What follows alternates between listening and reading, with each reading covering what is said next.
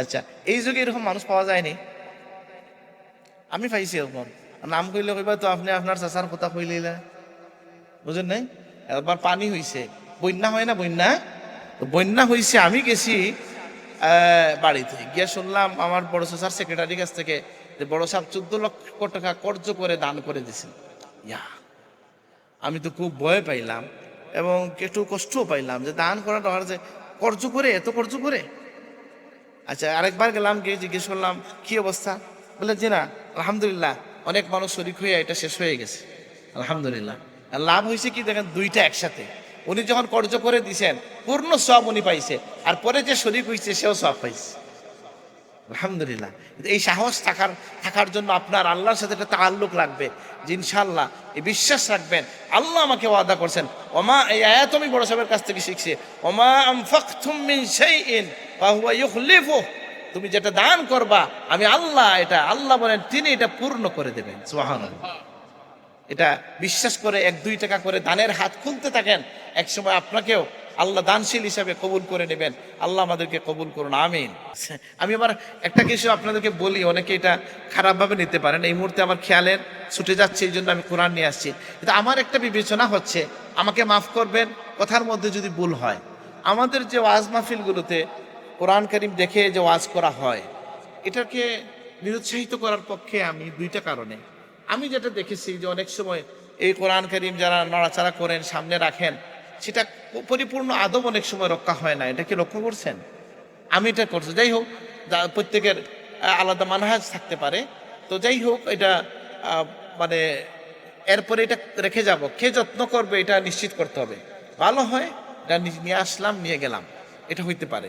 তো যাই হোক, আমি যেটা বলছিলাম যে আমাদের জন্য এটা একটা, আল্লাহ সুবহানাহু ওয়া তাআলা বলে দিচ্ছেন মুমিনের জীবনের একটা বৈশিষ্ট্য হচ্ছে তারা কি করবে, ওয়াল্লাযীনা ইযা আনফাকু, তারা যখন খরচ করবে, লাম ইউসরিফু, ইসরাফ করবে না, ওয়ালাম ইয়াকতুরু, আর বখিলিও করবে না, ওয়া কানা বাইনা যালিকা কাওয়ামা, এই 2টার মধ্যবর্তী বলছে আদলা, কেউ কেউ বলছেন।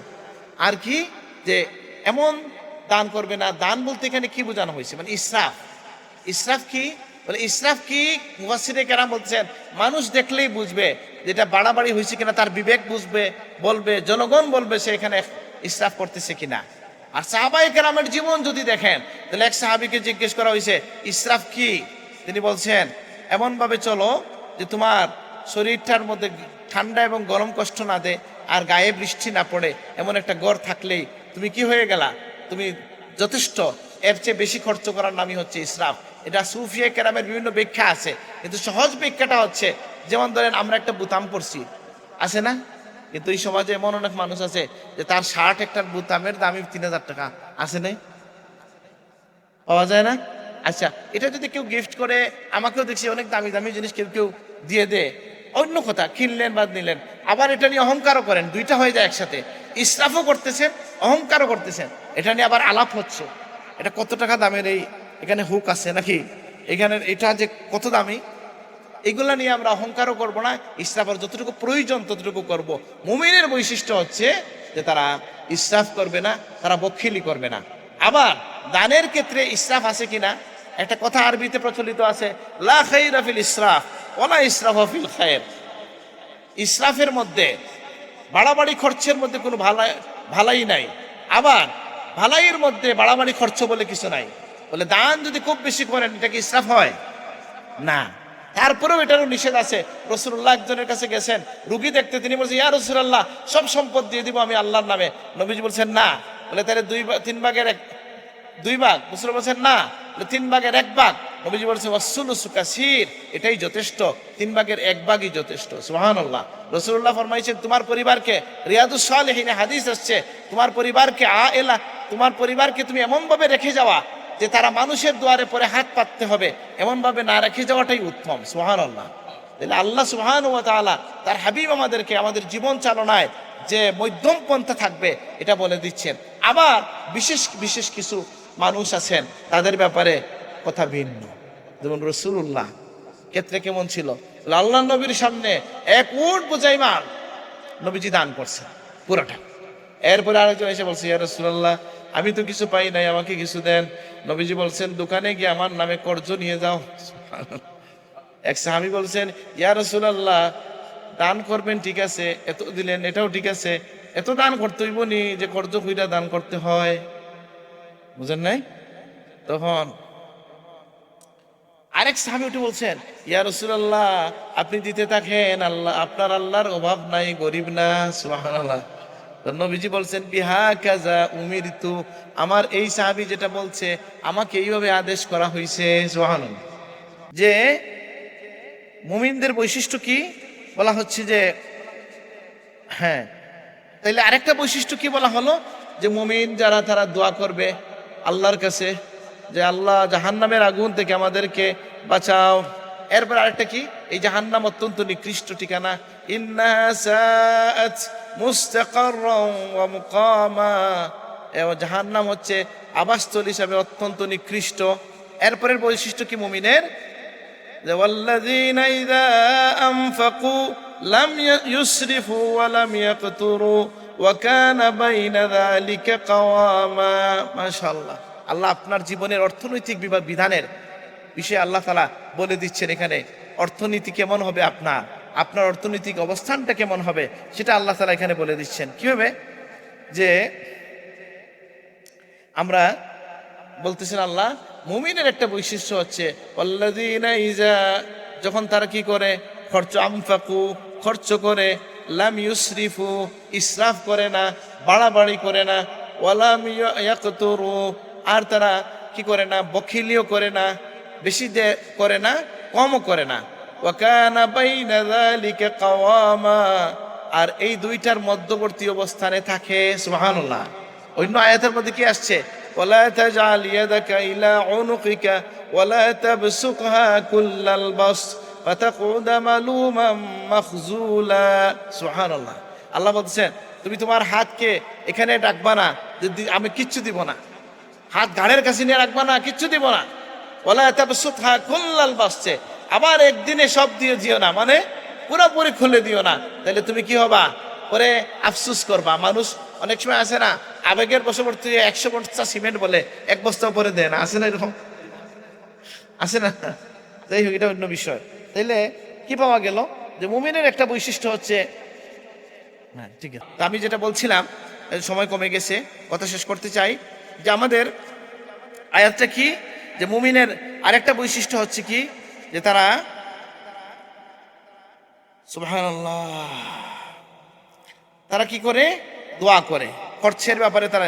আরেকটা বৈশিষ্ট্য হচ্ছে ওয়াল্লাযীনা লা ইয়াদউনা মা'আল্লাহি ইলাহান আখার ওয়া লা ইয়াকতুলুনা আন-নাফসাল্লাতী হারামাল্লাহ ইল্লা বিল হাক্কি ওয়া লা ইয়াজনুন। ইবাদুর রহমান তারাই যারা আল্লাহর সাথে কাউকে শরীক করে না, আল্লাহ সমকক্ষ বলে কাউকে ডাকে না। সুবহানাল্লাহ। এখন বলেন, আপনি যে আপনার এক বাইরে ডাকেন, ও ভাই এদিকে আসো, এই ডাকাডাকিটা কি শিরিক হবে? বুঝেন নাই? কাউকে আপনার ইবাদতের উদ্দেশ্যে ডাকা, এটা শিরিক, এটা জানেন কি না? ইবাদতের উদ্দেশ্যে আল্লাহর এলাহ হিসাবে আল্লাহর সমকক্ষ মনে করে কেউ যদি ডাক দেন কাউকে, তাহলে শিরিক হবে, সেটা জীবিত হোক মৃত হোক।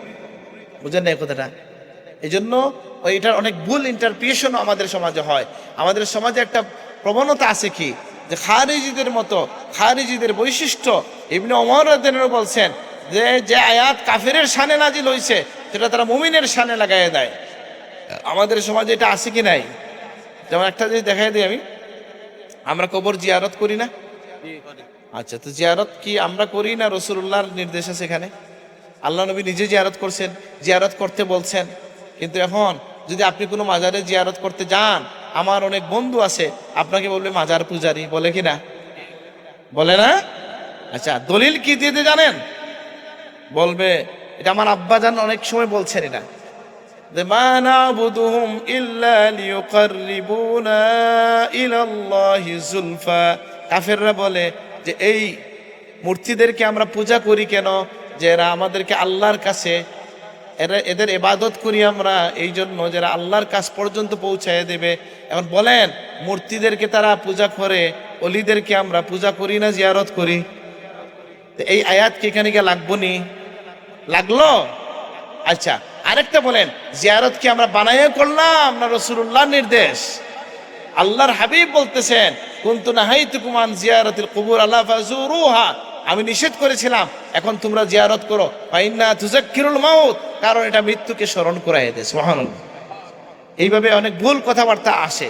এখানে দেখেন আল্লাহ সুবহানাহু ওয়া তাআলা তিনটা বিষয় এক জায়গায় নিয়ে আসছেন, ওয়াল্লাযিনা লা ইয়াদউনা মা'আল্লাহি ইলাহান আখারা, যে আল্লাহর সাথে কোনো ইলাহকে তারা কাউকে ইলাহ বানাইয়া ডাকে না। ওয়ালা ইয়াকতুলুনা আন-নাফসাল্লাতী হারামাল্লাহু, যেটাকে আল্লাহ তাআলা হারাম করেছেন সেটা তারা, সেই নফসকে, সেই সত্তাকে তারা হত্যা করে না, ইল্লা বিল হক, হক ছাড়া। ওয়ালা ইয়াজনুন, ব্যভিচার করে না। তিনটা কাজ পাওয়া গেল, যে তারা আল্লাহর সাথে কাউকে শরীক করবে না, তারা কি করবে না, অন্যায়ভাবে কাউকে হত্যা করবে না, আর তারা ব্যভিচার করবে না। সিফাতু ইবাদির রহমান, আর রহমানের বান্দা হইতে হইলে যে মানুষকে হত্যাকারী হইতে পারবে না, আর সে ব্যভিচারী হইতে পারবে না, আল্লাহর সাথে শরীক করনেওয়ালা হইতে পারবে না। আল্লাহ আমাদেরকে এই সকল কাজ থেকে বাঁচায় রাখুন, আমিন।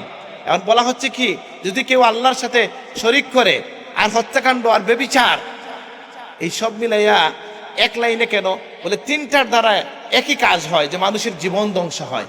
শিরিক করলে মানুষের কি হয়? জীবন ধ্বংস হয়। অন্য মানুষকে হত্যা করলেও জীবন ধ্বংস হয়। বদুয়ার কারণে হতে পারে, ধরা খাইলে তো আপনার ফাঁসি হবে, জীবন যাবে কি যাবে না? আর ব্যভিচারের শাস্তি কি? যে ব্যভিচার হচ্ছে যে মানে বিবাহিত পুরুষ ব্যভিচার করলে তাকেও মেরে ফেলতে হয়। সুতরাং কিন্তু আপনি এই যে আল্লাহ বললেন ইল্লা বিল হক, হকের কারণে মারা যাবে। যেমন ধরেন কেউ যদি হকটা কি, সত্যের কারণে বলতে পারেন, সৎ বা ন্যায়ের কারণে, ন্যায়সঙ্গত কারণে। এখন যদি আমরা বলি যে বিচারিক প্রক্রিয়ায় এটা হবে, যেমন ধরেন আপনার পরিবারের কাউকে কেউ হত্যা করছে, আপনি কি তার কল্লা কাটতে পারবেন? এটা কে করবে? বিচারিকভাবে হবে। কিন্তু কেউ যদি এমন হয় যে তার ঘরে আছে, তার ঘরে ডাকাত ঢুকে গেছে, সে তাকে হত্যা করে ফেলছে বাধা দিতে গিয়া, ওইটা ইচ্ছাকৃত হত্যা, আর ওই হত্যা কি একরকম না? মান কুতিলা দুনা মালিহি ফাহুয়া শহীদ, কেউ যদি তার নিজের সম্পদ রক্ষার জন্য সে মারা যায়, তাতেও সে শহীদ হয়। সুবহানাল্লাহ। তাহলে কি বোঝা গেল? যে অন্যায় প্রতিরোধ করলেন, বা আপনি যখন জেহাদে গেলেন, সেখানে আপনি আপনার প্রতিপক্ষকে, যারা বিধর্মী, তারা আপনাকে মারতে আসছে, আপনি তাকে মেরে ফেললেন, এটা তো ওই হত্যা না। অন্যায়ভাবে হত্যা করা যাবে না। অন্যায়ভাবে হত্যা করলে জীবন শেষ হয়, ব্যভিচার করলে জীবন শেষ হয়, শিরিক করলেও জীবন শেষ হয়। কেমন শেষ হয়? বলে শিরিক করলে দুনিয়াতে কোনো ক্ষতি দেখি না, বলে আরো বড় ক্ষতি, জাহান্নামের আগুনে চিরস্থায়ীভাবে জ্বলতে হয়। জীবন থাকলো না জ্বলে গেল, শেষ হয়ে গেল। এই জন্য মুমিনের বৈশিষ্ট্য হচ্ছে, আল্লাহর বান্দাদের একটা বৈশিষ্ট্য হচ্ছে যে তারা শিরিক করবে না, তারা অন্যকে হত্যা করবে না এবং বিচার করবে না। আর কি, আমি সংক্ষেপ করার জন্য শেষ করছি, যে আল্লাহ তাআলা এই যে একটা আয়াত, এটা বলি, এটা আমাদের সমাজে খুব গুরুত্বপূর্ণ। আমি একটু দুই একটা আয়াত ছাড়লাম, যেটা আল্লাহ তাদেরকে মাফ করবেন যারা তওবা করবে, এগুলো আসে, হ্যাঁ। এবং তাদেরকে আল্লাহ, কেউ যদি এই কাজগুলো করে ফেলে, হ্যাঁ, কেউ যদি, এটা বড় ধরনের অপরাধ, এবং আল্লাহ কিয়ামতে তার আযাব বাড়াইয়া দিবেন এবং চিরস্থায়ীভাবে সে জাহান্নামে থাকবে। ইল্লা মান তাবা, কিন্তু তওবা যদি করে ফেলে, ঈমান আনে, ওয়া আমিলা সালিহাত, ভালো আমল করে, ফাউলাইকা ইউবাদদিলুল্লাহু সাইয়্যাতিহিম হাসানাত, আল্লাহ তাদের খারাপ কাজকে নেকি দিয়ে বদলাইয়া দিবেন। সুবহানাল্লাহ। তওবার বৈশিষ্ট্যটা ভিন্ন। কেউ যদি সত্যিকারের তওবা করে, গুনাহকে আল্লাহ নেকি বানাইয়া দেন। সুবহানাল্লাহ। এবং এই কথাটা আপনি যদি পড়েন, আপনি এটা নিয়ে শুধু এই আয়াত নিয়ে 1 ঘন্টা ওয়াজ করা যায়, যে আল্লাহর কত দয়া বান্দার প্রতি। সুবহানাল্লাহ। আর কি, যে আর হচ্ছে আমরা দেখলাম যে নিষেধ করা হচ্ছে, ওয়াল্লাযীনা লা ইয়াশহাদুনা আয-যুর ওয়া ইযা মাররু বিল-লাগওয়ি মাররু কিরামা। খুবই গুরুত্বপূর্ণ কথা। এই সমাজে এটা চলছে, যে আল্লাহর হাবিব বলতেছেন, আল্লাহ বলতেছেন, তার হাবিবের কাছে খবর পাঠিয়েছেন যে সিফা ইবাদুর রহমান কারা, ওয়াল্লাযীনা লা ইয়াশহাদুনা আয-যুর, যারা মিথ্যা সাক্ষী দিবে না। আমাদের সমাজে নিজের ভাইয়ের কারণে, গোষ্ঠীর কারণে, দলের কারণে মিথ্যা সাক্ষী দিতে তাকায় লোকজন। বুঝেন না কথাটা? জিতাইবার জন্য কসম বিল্লাহ করে মিথ্যা বলে ফেলে কিনা? হ্যাঁ, মুমিনের একদিন নবী করিম সাল্লাল্লাহু আলাইহি ওয়াসাল্লাম ফজরের নামাজ পড়ে সাহাবায়ে কেরামের দিকে ফিরছেন, আর বলছেন, উদিলাত শাহাদাতিজ জুর বা আজ-জুর, নবীজি বলতেছেন যে জেনে রাখো যে মিথ্যা সাক্ষীটা আল্লাহর কাছে কেমন কুফরির সমান, শিরকের সমান অপরাধ। মিথ্যা সাক্ষী 3 বার বলছেন নবীজি।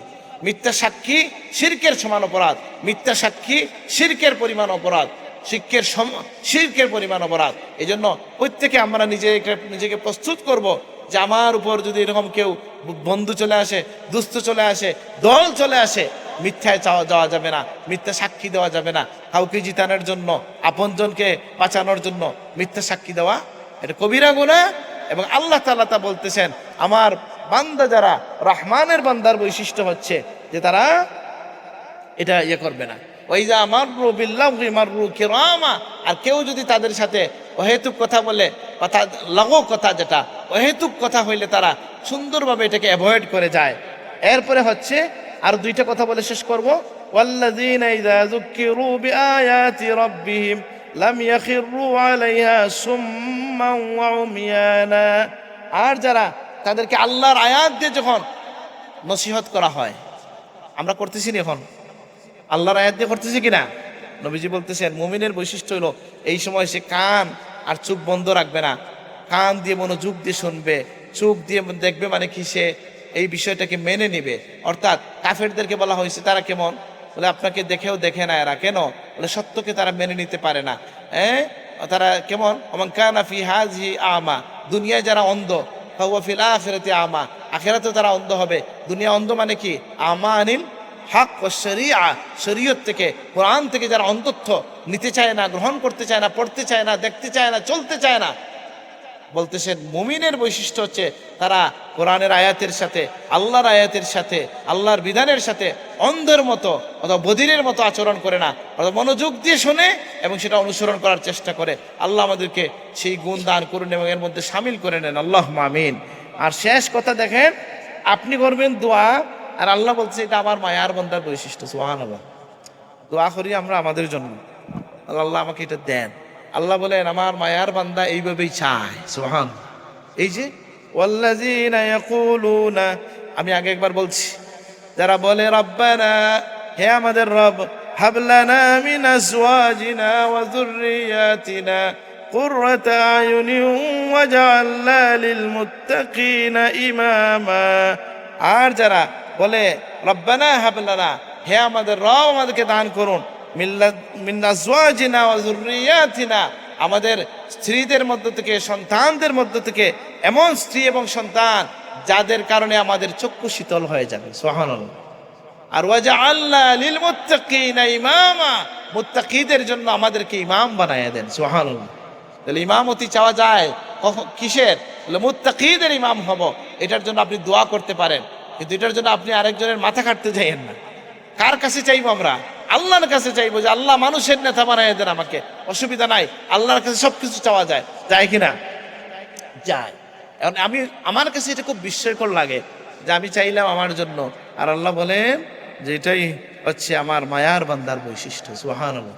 তাহলে আমি শেষ করবো এই কথার উপরে, যেহেতু গভীর রাত হয়েছে, আমি শেষ করলাম এই কথার উপরে যে, এবং অনেক বৈশিষ্ট্য বলছেন এদেরকে আল্লাহ কি কি দিবেন, জান্নাত, তারা যে ধৈর্য ধরছে এই জন্য আল্লাহ তাআলা তাদেরকে কি দিবেন, উলাইকা ইউজাউনাল গুরফাতা বিমা সাবারু, জান্নাতে স্পেশাল ঘর দেওয়া হবে। সুবহানাল্লাহ।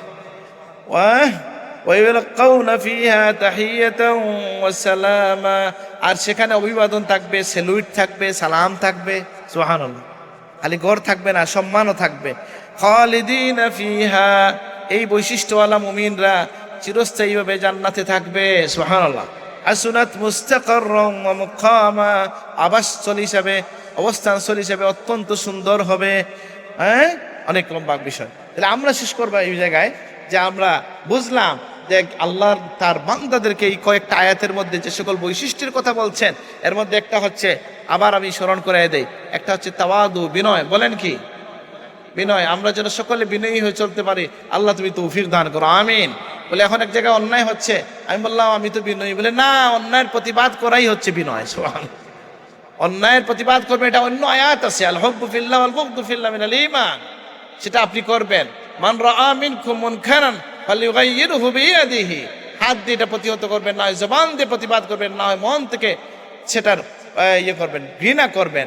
কিন্তু সাধারণত অন্য মুমিনদের সাথে ওয়াকফিদ জানাহাকা লিল মুমিনিন, মুমিনদের জন্য বিনয়ী হয়ে চলাফেরা করা, জমিনে অহংকারী পদক্ষেপ না রাখা আল্লাহ সুবহানাহু ওয়া তাআলার নির্দেশ। আরেকটা নির্দেশ হচ্ছে আমরা কি করব, যে আমরা ধৈর্য ধরব জাহেলদের সাথে আচরণের ক্ষেত্রে, আমরা তাহাজ্জুদের নামাজে অভ্যস্ত হব, এটা আল্লাহ চান, কোরআনের নির্দেশ। আল্লাহ আমাদেরকে তৌফিক দান করুন। আমরা আল্লাহর ভয়ে কি করব, আল্লাহর কাছে দোয়া করব, জাহান্নামের আগুন থেকে পানা চাইব। আমরা ইসরাফ করব না, বখিলি করব না, অহেতুক খরচ করব না, আল্লাহর পথে দানের ক্ষেত্রে আমি করব না। এমনকি আপনার পরিবারকেও টাকা পয়সা থাকার পরে যদি খাবারে পোশাকে কষ্ট দেন, আল্লাহর কাছে জিজ্ঞাসিত হবেন। আপনি আপনার পরিবারকেও সঠিকটা দিবেন। আপনি তো আমরা একটু বেশিই দেই, বলে যখন চাই মোবাইল সাথে সাথে দেই, মোবাইল দিলে লাভ হইব না ক্ষতি হইব? ক্ষতি হইব। এখানে এটা ইসরাফ হবে। আর আপনি টাকাও খরচ করলেন, গুনাও দিলেন। চেষ্টা করবেন এগুলো থেকে আমরা বেঁচে থাকবো। আল্লাহ তুমি তৌফিক দান করো। আরো অসুবিধাও আছে, না দিয়ে তো পারবেন না, সবার হাতে আছে, নিজের ফুলা বেশি রেখে দিব না কিনা, অনেক জটিলতার মধ্যে মানুষজন পড়ছে। আল্লাহ আমাদের এই সমস্ত ফিতনা থেকে রক্ষা করুন, আমিন। আমাদের আরেকটা বৈশিষ্ট্য হবে, আমরা শিরিক থেকে বেঁচে থাকবো। আরেকটা হচ্ছে আমরা অন্যায় হত্যাকাণ্ড, কত মানুষ আছে যে সে হত্যাকারী হওয়ার কারণে অনেকে তার পছন্দ, আরে বেটাটার সাহস কিন্তু যাই সে, নাউজুবিল্লাহ। আমি এটার বলতে চাই না, আপনাদের এখানেই অফ রেকর্ডে আমি বলছি, উনি ছিল এক জায়গায়, বলছি আপনাদের এখানে এরকম লোক আছে, আছে না? বেটা হইলে অমুক আসেনি, আমি আর কইতাম চাই না, রেকর্ড করতাম, এরা পরিবার বংশ থাকতেও জানি না আমি। আচ্ছা, এইভাবে বলা ঠিক না। ওই লোক কি ঠিক ছিল না জালেম ছিল? তাহলে কেন আপনি বলেন বেটা হইলে অমুক আর সব ফুয়া, আর হাওর হইলে হাকা লুকি আর সব কুয়া, বলেন কি না? ওই বেটা বেটা হইলো কিভাবে, সে তো জালেম হয়? এটা হচ্ছে সমাজে একটা রং কনসেপ্ট, ভুল একটা ধারণা। এইভাবে বলা উচিত না, বা এই সমাজে এরকম কথা ছড়িয়ে পড়াটাও তো ঠিক না। যে অন্যায় হত্যা করবে আমরা তাকে ঘৃণা করব, তার নিন্দা করব, তার প্রতিবাদ করব। আল্লাহ তৌফিক দান করুন, আমিন। আর কি, আমরা আল্লাহর কাছে তওবা করব, আমরা মিথ্যা থেকে বেঁচে থাকব। আমরা আল্লাহর আয়াত দ্বারা যখন নসিহত করা হয়, আমরা তখন সেটা গ্রহণ করব, আর আল্লাহর কাছে বেশি বেশি করে নিজের জন্য, সন্তানের জন্য, স্ত্রীর জন্য এবং সমাজের নেতৃত্বের জন্য আল্লাহর কাছে দোয়া করব। আল্লাহ তুমি তৌফিক দান করো, আমিন। আসসালামু আলাইকুম ওয়া রাহমাতুল্লাহ।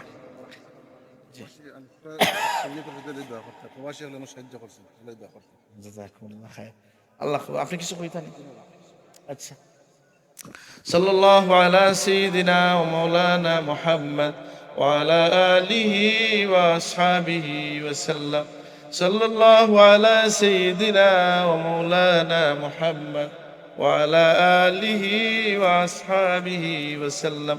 বালাগাল উলা বিকামালিহি حسنت جميع خصاله صلوا عليه وآله اللهم آمين. ربنا تقبل منا إنك أنت السميع العليم وتب علينا إنك أنت التواب الرحيم. ربنا ظلمنا أنفسنا وإن لم تغفر لنا وترحمنا لنكونن من الخاسرين. আল্লাহ আজকের আয়োজনকে কবুল করে নেন। আল্লাহ এই আয়োজনের সব আপনার হাবিবের খিদমতে পৌঁছাইয়া দেন। तमाम अंबिया कराम सहाबाए कराम ताबीन तबे ताबीन इमाम मुस्तहिदीन उलमा कुर्रा फुकाहा मुहद्दिसीन मुफस्सिरीन तमाम दानिया औलिया किरामेর কাছে পৌঁছে ইয়া আতরাফের মুর্দিগানের কাছে পৌঁছায়া দেন। আয়োজকদের আখির সাকারাতদের কাছে পৌঁছায়া দেন। আল্লাহ আমাদের উপর যত মানুষের হক আছে তাদের কাছে পৌঁছায়া দেন। আপনার হাবিবের সকল উম্মতের কাছে পৌঁছায়া দেন। আমাদের পীর ও মুর্শিদের রূহের মধ্যে পৌঁছায়া দেন। শাহজালাল মুজাররদ রেহমানি দিন সেটা আউলিয়ার কাছে পৌঁছায়া দেন। ইয়া আল্লাহ, আমাদের মধ্যে যারা অসুস্থ জিফা নসিব করে দেন, যারা অভাবগ্রস্ত অভাব দূর করে দেন। ইয়া আল্লাহ, আল্লাহ যারা ঋণগ্রস্ত আছে ঋণ আদায় করার তৌফিক দান করুন। বেরোজগারদের হালাল রুজির দরওয়াজা খুলে দেন। ইয়া আল্লাহ, বিদেশ বাড়িতে যারা আছে আল্লাহ ঈমান আমানে সালামত আল্লাহ রুজির মধ্যে বরকত নসিব করে দেন। ইয়া আল্লাহ, আল্লাহ আমাদের যে সকল ভাইদের জন্য দোয়া চাওয়া হয়েছে আল্লাহ তাদের দরখাস্তকে নেক বানাইয়া কবুল করে নেন। ও ফাওয়িদু আমরি ইলাল্লাহ ইন্নাল্লাহ বাসীরুম বিল ইবাদ। আল্লাহ আমাদের মধ্যে যারা ঋণগ্রস্ত আছে সেটা আদায় করার তৌফিক দান করেন।